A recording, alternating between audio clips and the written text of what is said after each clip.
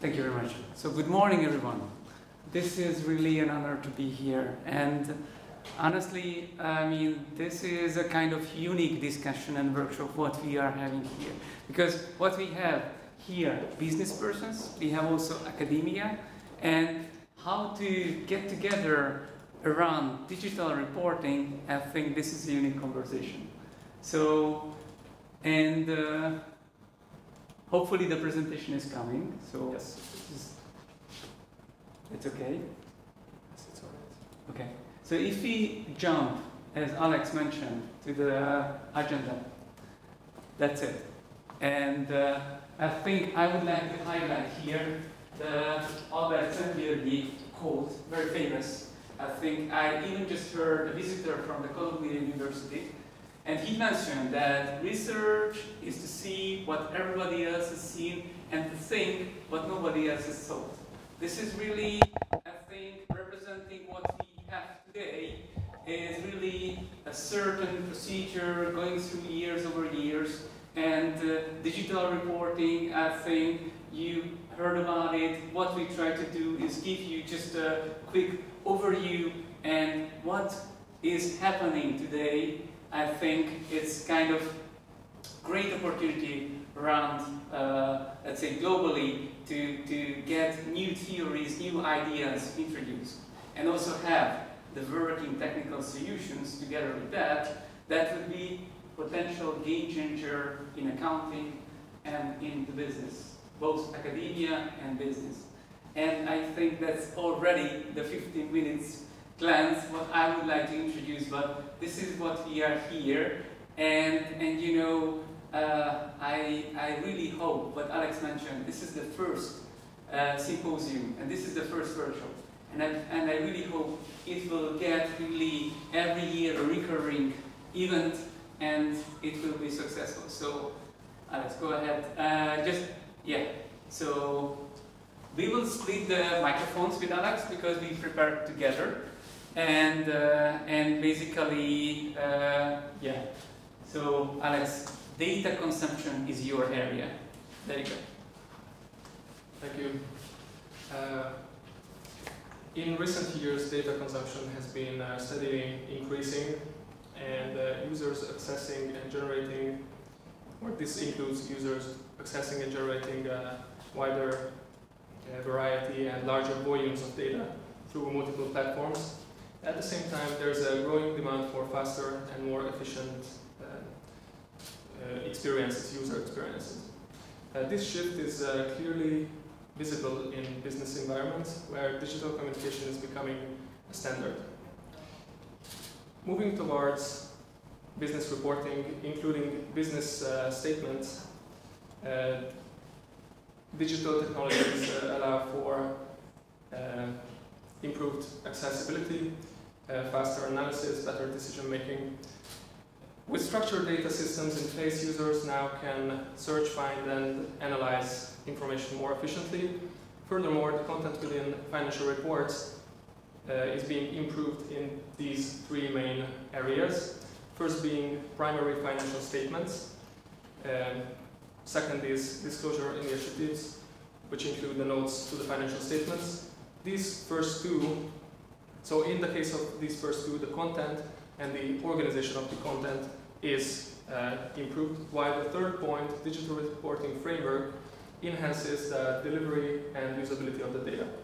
So this transformation ensures more transparent and efficient communication between stakeholders, both internal and external stakeholders, meeting the demands of today's digital first world. Here you can see a few points on why digital reporting is important. First, there has been, because of digital reporting, an increase in the quantity and the quality of information accessible to a wide variety of investors, such as or stakeholders such as investors. And this information now also includes companies' sustainability practices. And digital reporting enables the automation of information processing, facilitating three main points again: extraction, comparison, and analysis by investors. Here you can see a list of examples on why, or examples on the offered potential improvements in capital market efficiency in the form of reducing or ultimately resulting in reduction in costs, reduced search costs, increased analyst coverage, increased access to capital for all of the involved, all of the participating businesses, a level playing field for investors because a same standard of data is available, and reduced language barrier because of the interconnected system, the digital system. So it needs to be emphasized that over 90% of global market capitalization is already required by some form of digital financial reporting. This includes the United States, European Union, but also China, UK, India, Japan, and South Korea as a few examples. But we also know that there are some European nations that also have some digital standards for even SMEs. Thank you. I think I can take this slide. So this is just representing why do we need a holistic approach. I think Alex now explaining and discussing in very details where do we stand and reasoning why digital reporting is important. And I think everybody in this room would have the same view, right? I think it's one of the most crucial, important things in accounting, and this is impacting our business. But it's not only like it is important, then these are our 4 reasons why it's very important to work together, business and academia. We do need to have a proper working theory. We need to understand and agree on how do we do things, what are the fundamentals, right? So this, if there is disconnect, then this we should clear out. And the second thing, we should also work together, academia and business, in some cases. The academia has maybe different goals, and maybe they are able to work where sometimes business is not interested to work. I mean, like in case of theory development, this is really our effort that we try to support. And not to mention knowledge and data networks. I mean, this is so huge, I cannot even emphasize more. And the last but not least, we also have representatives here, non-financial reporting regulations. We are really reaching the point that we try to somehow work and identify, and that will be, Alex is talking about a glance, and I think András is also going to talk about from KPMG perspective, how is it done, what is the current status of this procedure, and working where we try to get closer to sustainability reporting and financial reporting. And I really hope you will see working examples and potentials what we try to build on in the future. So these are the 4 key points from my perspective, and that's why it's important. How is corporate reporting digitized as a summary and in brief?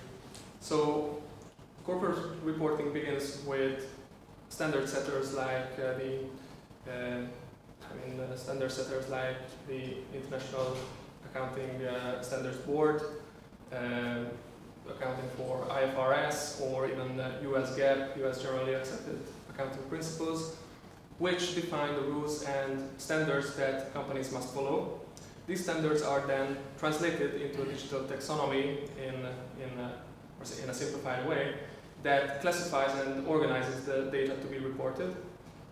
Then companies use some kind of software to tag specific disclosures within their financial reports according to the taxonomy, creating a structured and measure-readable format. And we, of course, arrive to the definition of taxonomies, which might not be that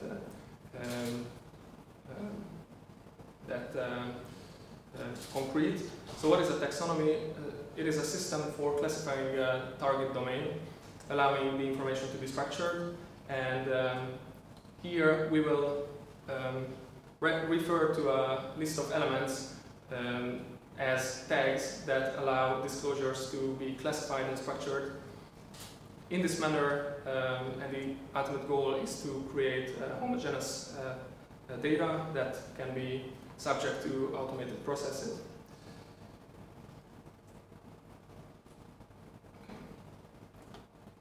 And it's not only about automated processes, so we are not taking a fully digital approach here.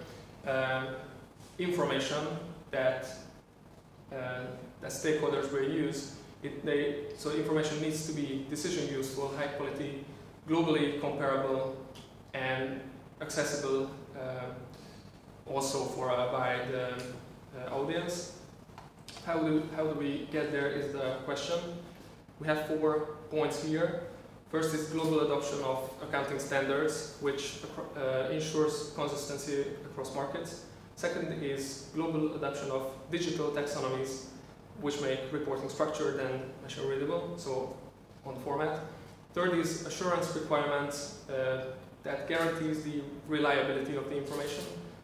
And fourth is digital accessibility of all information in financial reports, which allows the streamlined access and use by stakeholders, so getting the right information out of all of these data sources. And in addition to all these efforts, we can see more points of connectivity.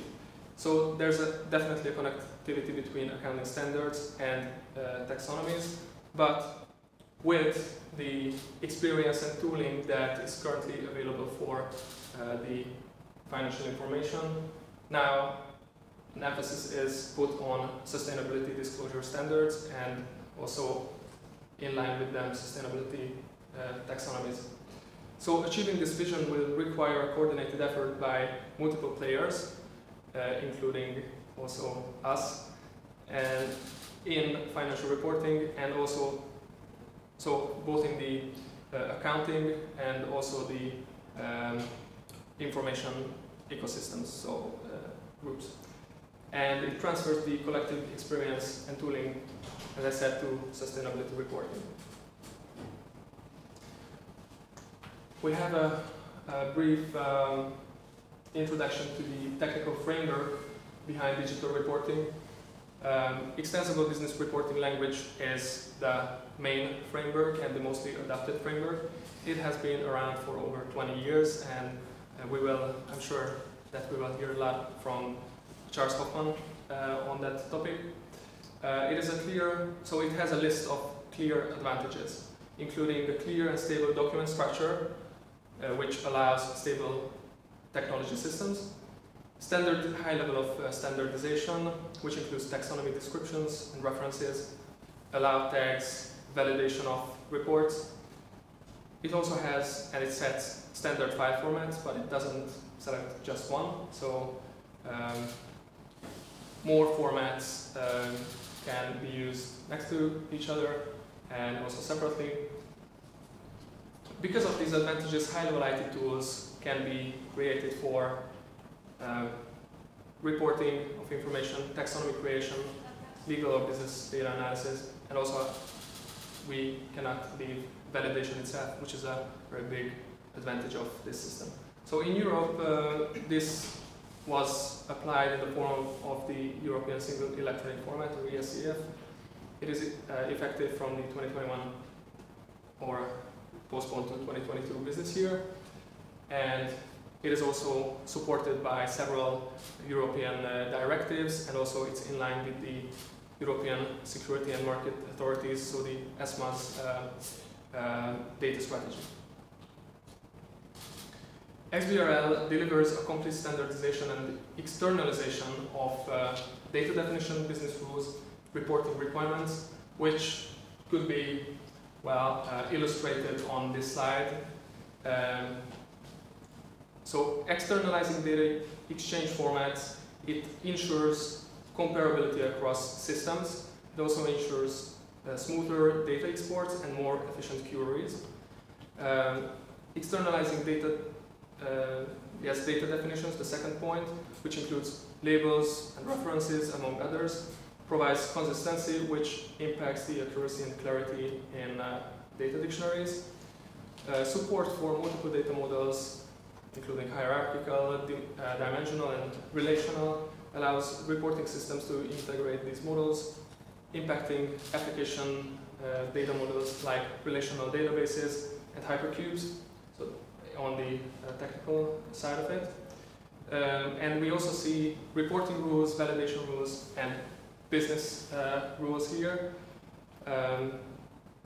This ensures, so these rules ensures that data is accurate by integrating taxonomy tools. So taxonomies define these validation rules, which will result in clean and validated data in the financial reports. So it removes this burden from the reporter of creating the validation system. And externalized business rules help manage domain-specific operations, like, as an example that we will showcase later, currency conversions could be a very illustrative but easy business rule, because in EU we are talking about a wide variety of currencies in financial reports and also languages. Just before we go further, because this is basically, in Alex's summary, I think the importance here is to meld together the audience. There are some experts here who already knows all the topics we are talking about. They might have opinion, and even we are happy to get questions from your side, and this is a conversation, that's why it's a workshop. But we try to give you everything together, really glance, how is it working? What is our vision? What is our understanding? And some of you who are not accountants might be really overwhelmed by the information that we are providing, but I think now it's getting more exciting, and Alex is going to show you a direct example from XBRL. I think, and this is more and more conversation we are going there, more and more technical level we are going to be. So that's important, so please bear with us, and if you have any questions on any topics, just raise your hand. It's going to be interactive, okay? So András, if you have questions, Daniel, just talk about it, okay? Guys, continue. On the right side, sorry, the left side currently is a simplified or just a small part of a taxonomy. But before we continue to the next step, it's important to state that here in this system that we are thinking, data can be broken into very small chunks in such a way that each chunk makes sense all by itself. And this can be seen as an atom of data. And taxonomies operate with these atoms of data by defining elements in a collection of files called link bases that are listed here. So these link bases include labels, presentation, calculation, reference, and formula. And I would like to illustrate with an example of the disclosure on property, plant, and equipment from a Hungarian digital report filer, how, at least from our viewpoint, this data can be used. So, in a simplified way, disclosure includes a fact that will serve as value in a clearly defined context. And here, in, of course, obvious programming environment, we can see a fact list, and the context definition of in the bottom two parts, context definition. The fact here includes the value itself, and it you can see here that there's a context reference and also unit reference, which are collected from different parts of the report, from different files. Using the XBRL syntax, a processed version can be generated from these, files with simple software such as RL. So this was created by RL, but a lot of software is available for that. And it can be further transformed to traditional report structure using presentation format defined by the taxonomy.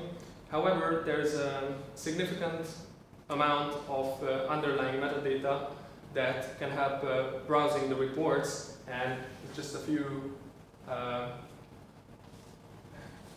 so these arrows point exactly where we can see those values in the next steps. So in the third step, which is from the inline XBRL report that was opened in a browser. So this is what usually gets to the users, to the end users. We can see here that supplementing the traditional financial report format on the right side, which is integrated into the inline report viewer, we can see the underlying metadata, and we would like to follow up on these metadata in the future, because those are really important in terms of the technical applications. Thank you. Just a comment, like, this is, as you see, fairly complex, and I think we try to not only give you presentation, but rather than a kind of demonstration, if I'm not mistaken, Alex, later. So you don't need to follow all these technical details, just try to get you there, but you will see some kind of demo, right, later on. Yes. Okay. Digital reporting has become a global standard. Significant coverage can be seen in the US and EU. As you can see, several thousands of companies are required to report regularly. In the US from 2009, and in the EU, well, this whole topic has emerged from the 2020s. I think we are a little bit over time, so yep. over the... I think we should jump to a conclusion, right? Yes, it could be highlighted, so a little bit going on the, I mean, a lot to the eastern direction, that there are also significant applications of digital reports in Asia. So this example is from India, where they have required a number of companies to report their sustainability, so a clearly defined list of sustainability disclosures to the authority. And from this 1,000 reports that comply with the Indian National ESG, Environmental, Social and Governance Reporting Taxonomy, they have also carried out this ESG data analysis. It's open access, so everyone can take a look at the capabilities of what the implementation of a digital system, even for ESG reporting, could result in. So it could result in most definitely enhanced transparency and accountability. And in Europe, well, where we stand now is the European Sustainability Reporting Standards, which have been published, not only the draft version, and this serves as a great way forward.